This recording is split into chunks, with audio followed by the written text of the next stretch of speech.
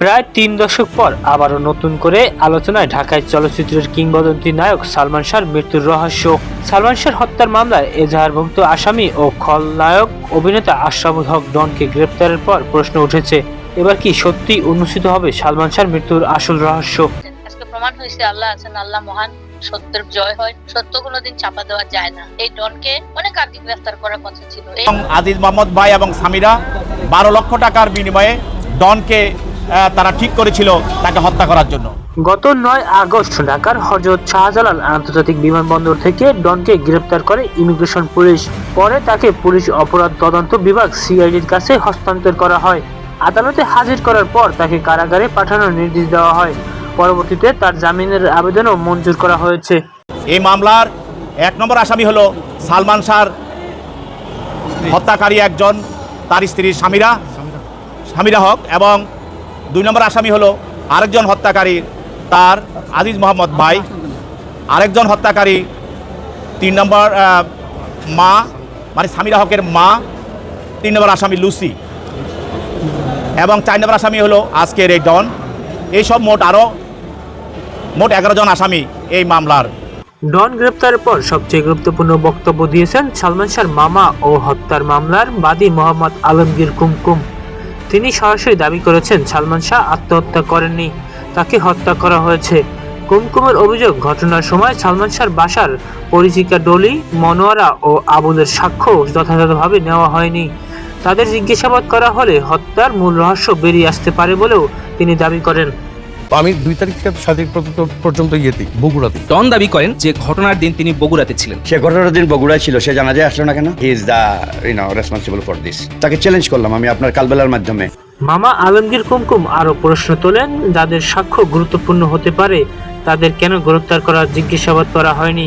তার ভাষ্য অনুযায়ী পুলিশের আগে তদন্তে অনেক বন্ধু ও মিডিয়া কর্মীর সাক্ষ্য নেওয়া হলেও এই 3 জনকে জিজ্ঞাসাবাদ না করার বিষয়টি তার কাছে রহস্যজনক। অন্যদিকে আদালতে রাষ্ট্রপক্ষের বক্তব্যে আরও চাঞ্চল্যকর তথ্য উঠে এসেছে। রাষ্ট্রপক্ষের দাবি, মামলায় একজন আসামি কথিত স্বীকারোক্তিতে ডন, ফারুক ও রেজবি আহমেদের বিরুদ্ধে 12 লাখ টাকার বিনিময়ে সালমান শাহকে হত্যার অভিযোগের কথা উঠে এসেছে। অভিযোগ অনুযায়ী প্রথমে সালমান শাহকে অচেতন করা হয় এবং পরে ঘটনাটিকে আত্মহত্যা হিসেবে দেখানোর চেষ্টা করা হয়। তবে এগুলো এখনও আদালতে প্রমাণিত সত্য নয়। তদন্ত ও বিচার প্রক্রিয়ার মাধ্যমে অভিযোগগুলোর সত্যতা যাচাই করা হবে। এ নিয়ে কথা বলেছেন সালমান শাহের মা। তো সে বলছে সে হজে যাচ্ছিল, ওমরাতে যাচ্ছিল, সে তাকে তো আল্লাহ তার হজ কবুল করে ফেলছেন। মানুষ খুন করে ওখানে যাওয়া যায় না, আল্লাহ যেটা ভালো বুঝেছেন সেটাই হয়ে গেছে। আল্লাহর হুকুম ছাড়া কি সে গ্রেফতার হয়েছে? আল্লাহর হুকুম ছাড়া গ্রেফতার হয় না। আর বাংলাদেশে যতক্ষণ একটা মানুষও সালমান শাহ ভক্ত আছে ততক্ষণ মামলা চলবে, মামলা যতদূর যায় চলবে। সালমান শাহ হত্যা মামলায় আলোচনা সমালোচনার শেষ নেই। এ নিয়ে কথা বলেছেন অভিনেতা ডলি জহুর। একটা ছেলে দৌড়ে এসে আমাকে বললো, আপনাদের সালমান না হলি হামিদতে নিয়ে আসছে, ও আত্মহত্যা করতে গেছিল। তখন সামনে তো পাশেই বসা, কি হয়েছে আন্টুস, কি হয়েছে? পাবলিকও ফোন দিচ্ছে। 1996 তিনি মারা গেলেন। এখনো কিন্তু সবাই কনফিউজ দ্যাট আসলে আত্মহত্যা না হত্যা। তো 6 সেপ্টেম্বর আমি শুনেছি যে আপনি সারা দিন একদম রাত পর্যন্ত আপনি শাবনুরের বাড়িতেই ছিলেন। ছিলাম মানে কি, এটাই তো কাকতালীয়, মানে অবাক লাগে, কেউ বিশ্বাস করতে চায় না। যারা দেখেছে আমাকে তখন ওই সময় জানতো, মানে একদম বাসার কাছ থেকে, তারাই একমত বিশ্বাস করে কথাটা। যেমন ধরো সকালবেলা এর মধ্যে ও ফিরে এসছে থেকে, সিঙ্গাপুর থেকে। সকালবেলা আমি শুক্রবার দিন তো আমি পেপার দেখছি বসে বসে। আমার হাজব্যান্ড জাস্ট ওয়াশরুম থেকে বেরিয়ে এসছে, কাপড় চোপড় পরছে বা কিছু একটা। তা আমি ওকে বললাম কি, শোনো না, এক কাজ করো, সবার আমার হাতের মুঠির মধ্যে যে রিক্সা নিয়ে বউবাজার আছে না এখানে, মনে করতে পারো বউবাজারের ভিতর দিয়ে বাসাটা, যেখানে মামুন ভাইও ছিলেন, মামুন ভাইয়ের বাসা, মামুন রশিদ, একই বিল্ডিংয়ে। তো যাই হোক, আমি চলে গেলাম রিক্সা নিয়ে। যাওয়ার পরে সিঁড়িতে যখন উঠছি তখন দেখি তোমার আগরবাতির গন্ধ সিঁড়িতে উঠতে উঠতে ওর ঘরের দুয়ারের কাছে যেতে দেখি যে দরজা খোলা, হুজুর কতগুলো নেমে গেল। আর হলো ওর যে ছেলেটার গাড়িও চালায়, ওর অ্যাসিস্ট্যান্ট ছেলেটা, বয়স কম ছেলে। তো সিঁড়িতে দেখলাম এই অবস্থা। তো আমি ছেলেটাকে বললাম কি রে, কিবার হুজুর নেমে গেল, কিংবা মিলাদ পড়াইলেন নাকি? বলকি না, কোরআন শরীফ পড়লো হুজুর, ওনারা আসবে আবার দুপুরবেলা খাবে, এসে নামাজ পড়ে, শুক্রবার তো জুম্মা পড়ে এসে খাবে। তারপর দেখি রান্না করতে গন্ধ আসছে, খিচুড়ি মাংস খিচুড়ি রান্না করছে বুয়া। তারপরে কোথায় বসলাম, যে কথা বলছি, কিছুই না। আমি যে দেখ, আমি তোর ইয়েটা নিতে আসলাম, ফাইলটা নিতে আসলাম, আমি নিয়ে চলে যাব, এই জন্য এইভাবে চলে আসলাম রে। তো তোর আম্মা কখন আসবে, আসলে বলছে কি আম্মার কাছে তো ফাইলটা তো ইয়েতে আলমারিতে, আম্মার কাছে চাবি। তো আমি তো কখন আসবে এটা নিয়ে আমি চলে যাব। বলতে বলতেই ফোন আসলো, ল্যান্ড ফোনে। তো শাবনূর নর্মালি ফোন কিন্তু ধরে না, ধরতো না আর কি, তো ফ্যানটা ফোন ধরে বিরক্ত করে, তো ফোনটা ধরে আমাকে বললো আন্টুস তুমি ধরো, আমাকে ও আন্টুস বলতো, আন্টুস ফোনটা ধরো। তাই ফোনটা ধরলাম, হ্যালো। আমার হ্যালো শুনে ওখান থেকে মণ্ডল বুঝে ফেললো, ডিরেক্ট পরিচালক মণ্ডল। ভাবি আপনি ওখানে? আমি যে মণ্ডল, হ্যাঁ কিরে কী ব্যাপার? আমি সিরিয়াস না, আমি কিরে কী ব্যাপার? তাহলে যে আপনি ওখানে কেন? আচ্ছা আমি কেন, মানে আমি আসতে পারি না? বলে না শুনছেন আপনি? বলছি কি, যে এরকম ব্যাপার সালমানের ইয়ে নিয়ে, সরি ওনাকে আত্মহত্যা করতে গেছিলো, ওকে নিয়ে ইয়েতে হলি ফ্যামিলিতে গেছে একটা ছেলে, আমি ঢুকছি গেট দিয়ে, তো একটা ছেলে দৌড়ে এসে আমাকে বললো আপনাদের সালমান না হলি ফ্যামিলিতে নিয়ে আসছে, ও আত্মহত্যা করতে গেছিলো।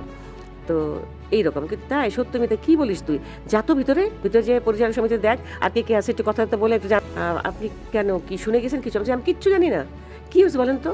বলে যে এই ব্যাপার হলি ফ্যামিলিতে ওখানে রাখবে না ওরা, ওখান থেকে বোধহয় ঢাকা মেডিকেলে পাঠাতে বলেছে। আমি যে ও আচ্ছা। তারপর তো শাবনূর আরও চিল্লাচিল্লি শুরু করে দিল, ঝুমুর এসে বসলো পাশে। তাই আমি বললাম যে আল্লাহ এখন কী করে জানি ফাইনাল কী ব্যাপার, কিন্তু বুঝতে পারছি না। অ্যাক্সিডেন্ট করলো বোধহয়, গাড়ি নিয়ে যেভাবে চালায় তো অ্যাক্সিডেন্ট করারই কথা। যাই হোক শেষে এই আর কি একে একে করে ফোন করতে লাগলো, আস্তে আস্তে জানতে লাগলাম যে ঢাকা মেডিকেলে এই হয়ে গেল। এর মধ্যে শাবনূর তো চিল্লাচিল্লি যাবে দেখতে, সবাই আসছে, আমি না যাইস না, যাওয়ার তো প্রশ্নই আসে না। ও এর মধ্যে আমাকে অনেকেই না করছে, খবরদার তোমরা কিন্তু আইসো না, শাবনূরকে আটকে রাখো, তুমি যখন ওখানে আসে আটকে রাখো। এর মধ্যে কথা হয়েছে ওর মা কোথায়, ওর মা বাসায় না, ওর মা বাড়ি গেছে, যার জন্য তুই যখন আসো তুমি ওকে আটকে রেখো। এখন পাবলিকের কমেন্ট হয়ে তখন ফোন দিয়ে এর মধ্যে কিন্তু অনেকে ফোন দিয়ে বাজে বাজে কথা বলছে, ফোন কিন্তু আমি ধরছি বারবার, পাবলিকও ফোন দিচ্ছে কিন্তু, বলে কোথায় ওই সিমরি কোথায়, ওই কী বলে ওই ডাইনি কোথায়, আজে বাজে কথা বলতেছে। আর আমি করলাম কি, প্রথম দিকেই যখন দেখলাম আমার গলা চেনা হয়ে যায়, চিনে ফেলে লোকে, কোনো সাংবাদিক যদি ফোন করে, এই কারণে ভয়ে আমি গলা চেঞ্জ করে কথা বলছি, অল্প করে কথা বলছি আর কি, যাতে না বুঝতে পারে। কেন আমার গলা তো চিনার কথা, অনেক দিনের কণ্ঠ আমার, তাই না, সবাই শোনে। তো আমি গলা চেঞ্জ করে কথা বলছি, তো ভাবছে শাবনূরের মা হয়তো, তো কনফিউজড, বলে কে আপনি কি শাবনূরের মা বলছেন, কোথায় আপনার মেয়ে, কোথায় বার করেন, এইসব আজে বাজে কথা লোক বলছিল, যার কারণেই ব্যাপারটা বুঝে গেলাম যে ঝামেলা হতে পারে গেলে পরে। তো যখন সবাই না করলো, এতে এসে দাদু ফোন দিল, দাদু আবার চলেও কী করবো, আমি তখন এমন একটা অবস্থায় পড়ে গেছি, আমি এই মেয়েকে ছেড়ে যেতেও পারছি না, আবার দেখবো না বা যাবো না ওখানে, কিছুই বুঝতে পারছিলাম না কী করব। আমি কিন্তু কাকে জেনে বলছিলাম, দিলু ভাইকে বোধহয় বলছিলাম আমি, যে দিলু ভাই আমি কি যাবো না, যেতে পারবো না, তো এই মেয়েকে দেখে আমি যাবো কেমন করে, তাহলে আপনারা না করছেন, আমার তো যেতে ইচ্ছে করছে। বলে আসার কোনো দরকার নেই ভাবি, যা হবার হয়ে গেছে, ঘটনা ঘটে গেছে, ওকে তো বাঁচাতে পারিনি আমরা, তাই না, তো কাজে এখন এসে আর কী করবেন। তারপর রাত 12টা পর্যন্ত বোধহয় আপনি থাকতে সেখানে হলো আর ছিলেন। কি, বলেন যাতে অপরিচিত কাউকে যা ঢুকতে না দেওয়া হয় ভিতরে।